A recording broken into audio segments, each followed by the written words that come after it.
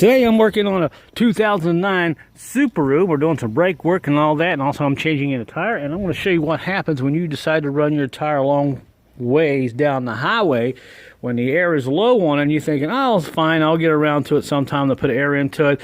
When the edge of these tires here, well, when you get the air pressure properly, the angle, those edge of these tires are at a certain angle where it doesn't create a lot of heat. And when you run this tire low with air and all that weight on that vehicle pushes down on this tire, then that angle around the edge here on the bottom, well, it gets to a point where it's so almost at a 90-degree angle, it creates all this heat. And what do you get here? You get all this black gold.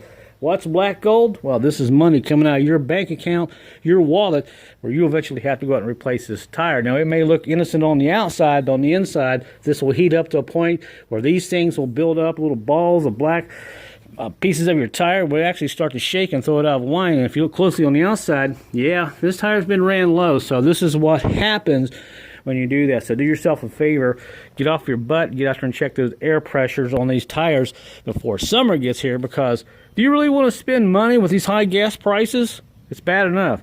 Put your money in the tank, not your tire. So always check your air pressures and don't be a victim of black gold.